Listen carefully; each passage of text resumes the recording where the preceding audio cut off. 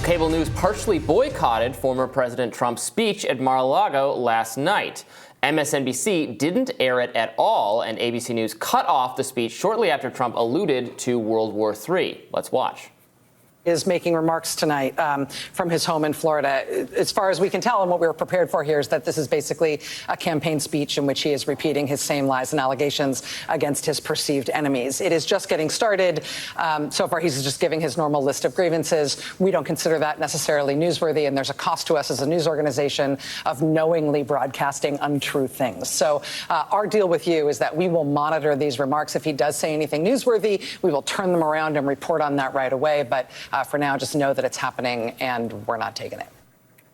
Journalist Glenn Greenwald called out Trump's critics who said the mainstream media is focusing too much on fairness toward Trump. Quote, how bizarre for a journalist to conclude that after spending hour after hour amplifying criminal charges against someone, that the accused also be heard from. If one's media criticism amounts to media must always serve my party's interests, call it something else. Jessica Burbank, economic policy analyst, and Inez Stepman, senior policy analyst at the Independent Women's Forum, are here with us to discuss. Welcome to Rising. Thank you Good to be here. so much for having us on.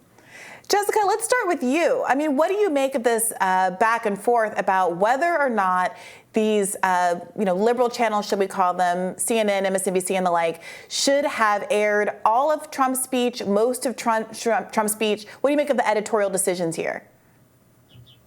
I don't have any problems with the editorial decisions. I have a problem with how they've explained their editorial decisions here. So MSNBC has decided who they're willing to lie for and not lie for when it comes to American politics for the past 5 years or more. I remember the Bernie Sanders campaign in 2019. He gave this big speech in Brooklyn, and he opened it talking about criminal justice reform. And within the first 5 minutes, he was talking about how xenophobia, sexism, and racism can't be the founding principles of our country.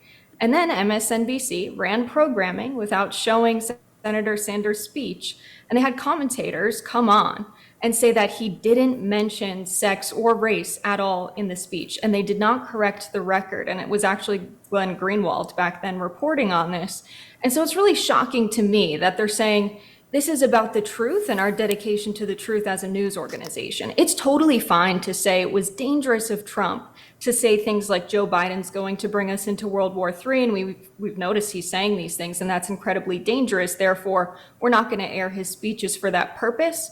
And we've noticed that giving Trump airtime in the past has actually amplified his political campaign. That's fine. Don't make it about a commitment to the truth that you don't actually have. You're taking me back, Jessica. I remember that all too well.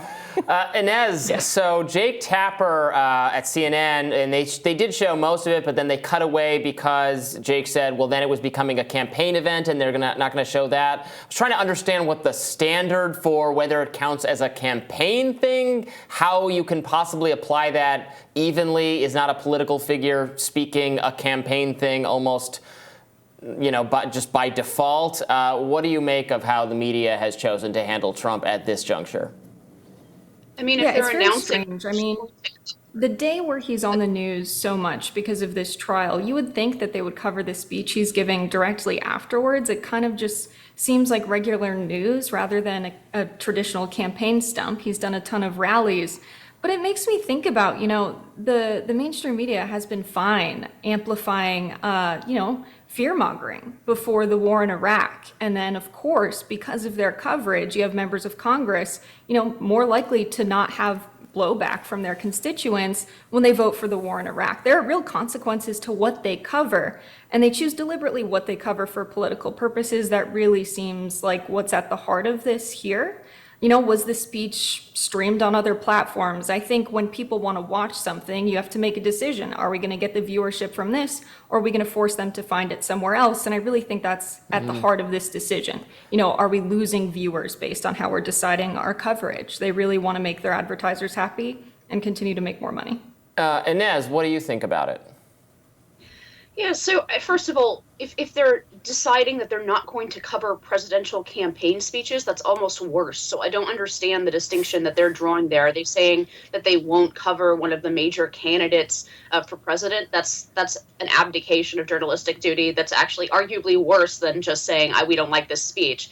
No, I mean, I could go for the low-hanging fruit here and point out all of the quote-unquote disinformation that has been broadcast by MSNBC and CNN with regard to Hunter Biden's laptop or any other number of stories, and to point out that they're hypocrites. But I actually think there's a more important issue here. The legacy media, mainstream media, whatever you want to call them, they have lost trust across the board from the American people, not just from conservatives, but from moderates and even from liberals and progressives. And it's because they put themselves in between the news, the actual facts, and they are not honest about their biases, right? So I agree that with what the other guest said about the fact that they should have just been honest and said, we don't like this. We disagree with all of this. We think that it's lies or whatever, and we don't want to cover it. We don't want to deal with it. But the harder they rely on that sort of lie of their own about objectivity, the harder they are to trust, the more they will continue to lose trust. And I think that is, well, I mean, for one, it's an opportunity for independent news media. But two, I think it's going to continue to damage the legacy news media going forward because they're just not trustworthy. And here they are explicitly saying, we're not going to show you what he actually said. You have to rely on what we say and our interpretations of what he said. I mean, there is something pretty rich about these networks. I forget which of them it was, MSNBC or CNN, but one of them got a helicopter for an aerial shot and also hired a boat to capture, Trump's plane landing in Mar-a-Lago. So you have this like door-to-door tracking of Trump's movements from the second he leaves the courthouse in Lower Manhattan to the time he gets back in Mar-a-Lago. All this investment in really making this theatrical spectacle of Donald Trump. But then when he gets to a podium and he starts talking, that's when you think you have an ethical obligation to cut the camera away from Donald Trump. It does seem to be somewhat contradictory. Inez, I want to ask you what you thought substantively of Donald Trump's remarks. I know some people were saying that they thought it was like a campaign event and that it was better than his actual campaign launch. Other people thought it was still relatively scattered, and he made a lot of kind of unrelated statements about documents in Chinese boxes and going after other prosecutors for crimes that he might be charged with, going after Letitia James, talking about the judge in this case's daughter. What did you make of it all? Do you think it benefited Trump in the long run? Well, I think it was the usual Trump mishmash of two very important elements. One, sort of the absurd, right? And obviously this was a very Trump speech. It even included all of his catchphrases, right? And it was so a great speech. It was a perfect call, the most perfect call. Exactly, the very perfect call. But I think there is this weird mix of the sort of absurd and theatrical elements of Trump, but with some very real critiques of a system. And I think Trump is actually best placed politically when he can credibly make an argument, as he's put it a few times, and including during this speech. They are actually coming for you, right? This sort of uniparty, this regime is coming for you. I'm in the way, right? And he made that pitch several times, and I think that's probably the most powerful part of his remarks, as opposed to, but I mean, look, there is that theatrical component to Trump. I think people sometimes think that they can just sort of divorce Trump's popularity from his ability to just entertain people for an hour, and I think that's probably not possible. But I also think there were some important pieces to this speech, most of them about how we cannot live with a politicized and weaponized justice system that applies two standards depending on whether you are favored or disfavored by the people in power at the moment. That is a very serious charge, and it's something that I think the country will suffer. I think it was a very, very low point for the United States tomorrow to break this precedent of not charging former presidents.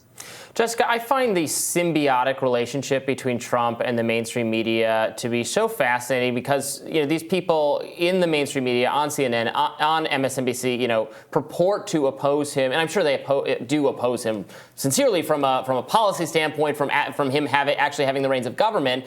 But in terms of their own business models, the core audience they have left thirsts for news about Trump or news that Trump is about to be taken down. I think in the past, a lot of probably false pictures have been painted for the likelihood of some kind of criminal matter taking him down rather than simply the normal democratic process. So does that, play into how they cover him at this juncture? Obviously, they purport to hate him, but they need him in some kind of sick way. Right, exactly. When you have this base of this liberal type that really dislikes Trump, but also is skeptical of the progressive movement and people who really want to fight to make working conditions better, I really do believe the watchers of, ABC, CNN, MSNBC can be categorized as this kind of liberal elite. Because I think about someone like Eugene Debs, who did run for political office while being in custody. That's a very different character from Donald Trump. Eugene Debs was an outsider because he stood against the way our economic system worked against working people. Donald Trump doesn't do that. Donald Trump is a very rich man who somehow we've allowed to brand himself as this outsider, an enemy of the political elite in this country. And by CNN, MSNBC, and these media outlets not giving, this coverage to Trump and saying, we're not going to do it for X, Y, and Z reasons, it's going to have unintended consequences. And like you said, a symbiotic relationship that's going to really effectively help him brand himself as this outsider. Inez, Jessica, thank you both so much for joining us today. Thank you.